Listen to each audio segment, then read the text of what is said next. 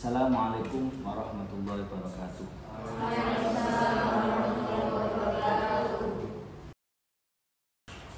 Setelah kemarin kita membahas atau belajar bersama terkait teori ekonomi mikro, saat ini kita akan belajar bersama terkait ekonomi mikro Islam.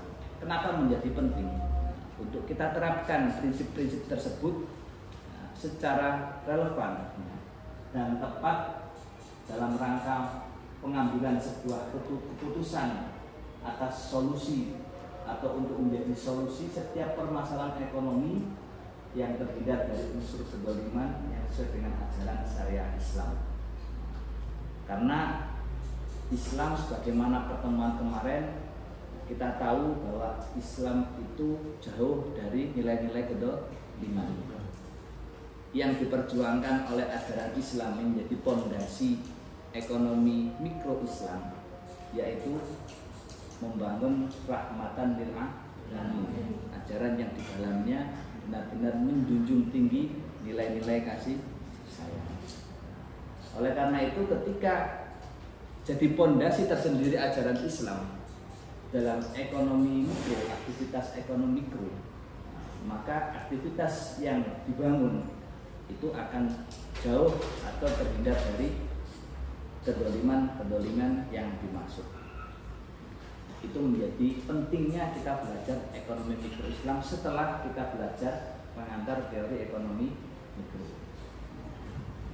Landasan dari ekonomi mikro Islam, bahwa ekonomi mikro Islam ini adalah termasuk ilmu syariat, berada dalam cabang ilmu muamalah, yaitu sebagai ilmu tentang cara, teknik, uslub manusia dalam rangka bersosialisasi untuk memenuhi kebutuhan hidup.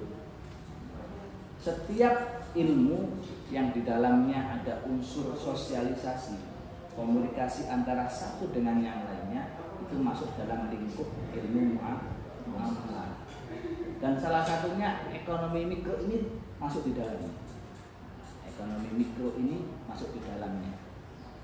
Oleh karena termasuk ilmu syariat atau ilmu aktivitas tentang ekonomi dalam lingkup kecil yang berdasarkan nilai-nilai syariat, maka dasar dari ilmu ini adalah tidak terlepas dari prinsip syariah yang bersumber dari Al-Quran dan Hadis.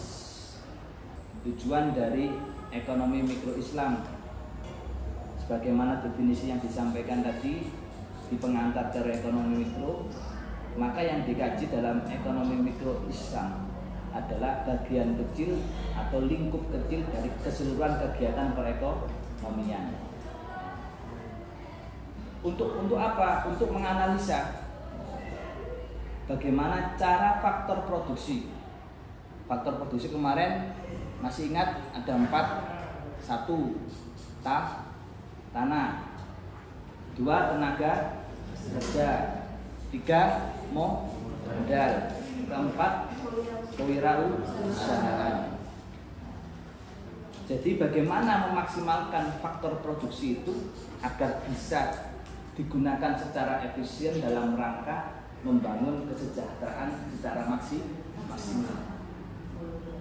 Oleh karena itu, hal ini berdasarkan bahwa kalau kita bicara permasalahan ekonomi kemarin, adanya permasalahan ekonomi adalah ketika kebutuhan dan keinginan manusia itu tidak terbatas, tapi kemampuan sumber daya alam atau faktor-faktor produksi yang meliputi tadi tanah di dalamnya termasuk juga sumber daya alam, kemudian tenaga kerja, modal, kewirausahaan untuk menghasilkan sebuah barang dan jasa ini yang kemudian sifatnya terbatas. Misal orang punya pendapatan 1 juta, ya. Dari pendapatan itu kemudian kebutuhan yang dibutuhkan adalah 1.200.000, meliputi biaya pendidikan anak, meliputi biaya sehari-hari dan lain sebagainya. Otomatis faktor produksi dia modal hidupnya hanya seperti itu. Ini masuk apa? Ke lingkup perilaku konsumen.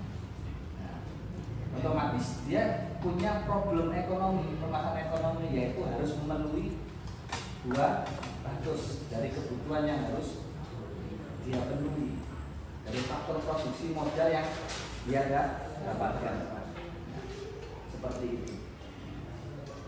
Pembahasan yang kedua yaitu tentang manfaat dan batasan teori ekonomi Islam. Jadi ketika kita sudah belajar tentang teori ekonomi mikro, nah, kemudian kita belajar ekonomi mikro Islam, maka manfaat yang kita dapatkan adalah apa? Yaitu dapat menggunakan faktor-faktor produksi yang tersedia secara efisien untuk mencapai kesejahteraan yang maksimum. Jadi kita bisa mengantisipasi berkembangnya permasalahan ekonomi. Batasannya apa? Batasan ini kemudian nanti akan membedakan dengan teori ekonomi kemarin. Nah, dalam ekonomi Islam itu menggabungkan dua hal, yaitu positif analisis dan normatif analisis. Apa positif analisis? Ilmu yang menjelaskan sebab akibat. Normatif analisis yaitu yang menjelaskan tentang apa yang seharusnya berlaku. Nah, untuk menyelesaikan masalah ekonomi dengan asumsi yang realistis dan mempertimbangkan nilai-nilai normatif. Nah, itu gambarannya.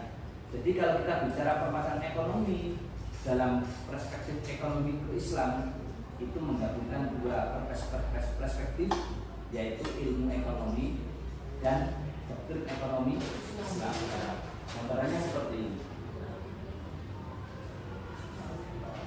Kira-kira ada yang gambar gak bisa mencontohkan? Masih ingat kemarin? Kira-kira apa? Misal kalau kita dalam teori produksi,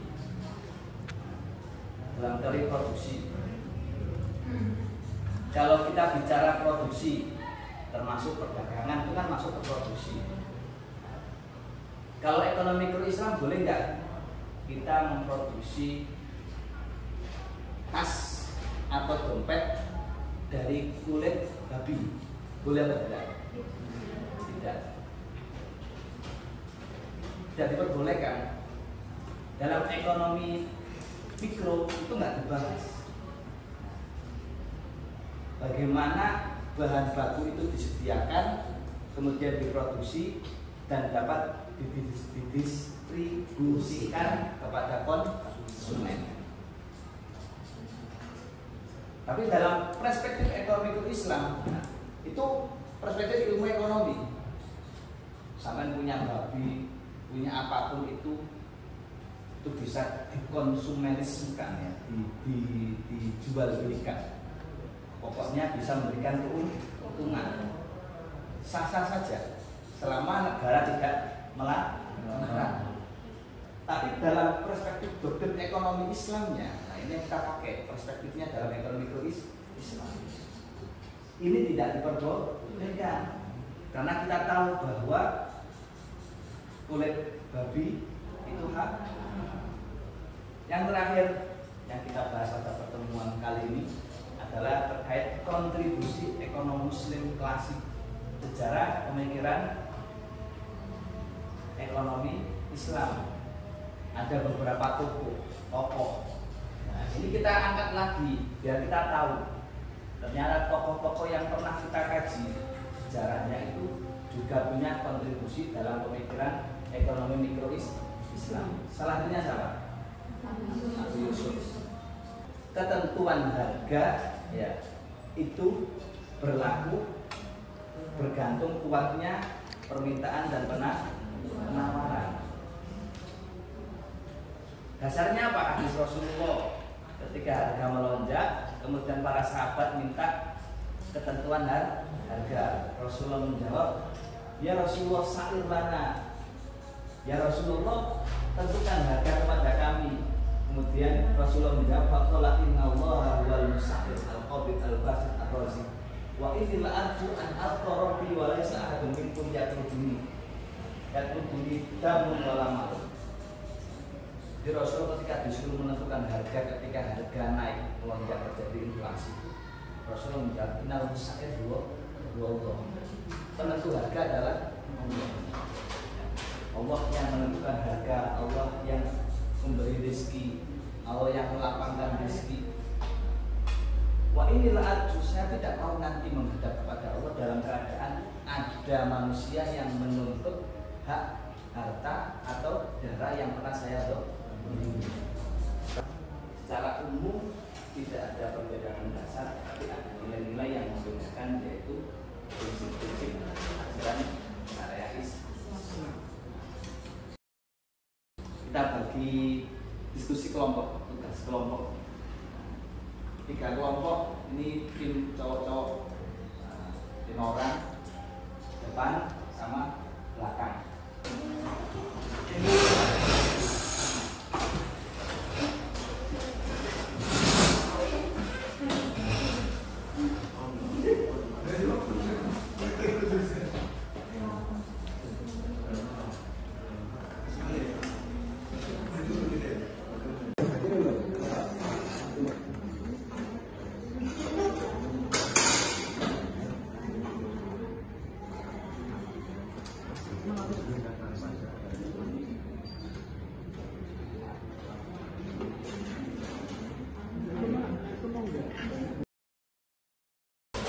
Siapa dulu?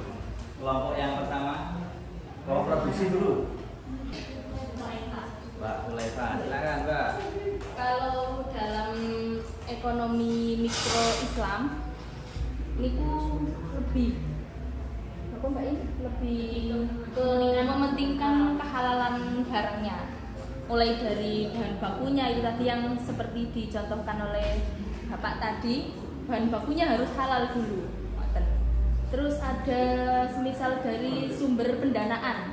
Kalau dari sumber pendanaannya ekonomi Islam ya tentunya harus halal, harus halal dan tidak boleh semisal di dalamnya ada unsur riba dan lain-lain tidak.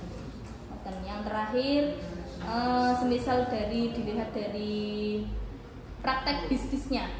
Kalau dari praktek bisnisnya, kalau ekonomi Islam tentunya dengan adanya etika dan keadilan. Sudah itu saja. Terima kasih. Untuk kelompok selanjutnya,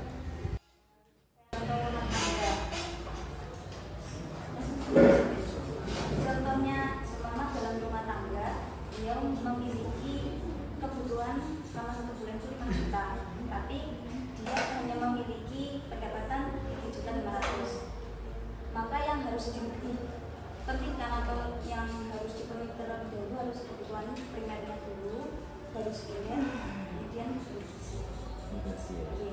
masuk kepada konsep kebutuhan dalam rumah tangga. Oke, siap. Lanjut kelompok yang terakhir. Jadi di sini saya memberikan contoh masker, Pak. Kemarin di masa pandemi permintaan masker itu meningkat, sedangkan suplai barang itu langka. Akhirnya menyebabkan harga masker sempat naik. Dulu kita melihat banyak masker di jalan-jalan bahkan dijual lebih mahal dari harga aslinya. Itu dikarenakan apa ya? Karena ketika permintaan meningkat, suplai barang yang langka atau sedikit menyebabkan harga tersebut naik. Nah di sini para pedagang itu suka melakukan penimbunan, padahal di situ sendiri dilarang karena adanya penimbunan tersebut menyebabkan kemadharatan dan permasalahan yang lebih banyak bagi masyarakat sendiri. Sekian dari saya. Ya, terima kasih. Saya kira pertemuan perdana atau pertemuan yang kedua ini ya, pertemuan kedua setelah kemarin yang perdana, kita sudah paham secara umum tentang ekonomi mikro dan mata kuliah saat ini ekonomi mikro Islam. Saya kira tinggal mendalami lebih dalam dengan kita mempertajam perspektif syariah Islam. Ya. Dari saya, terima kasih. Assalamualaikum warahmatullahi wabarakatuh.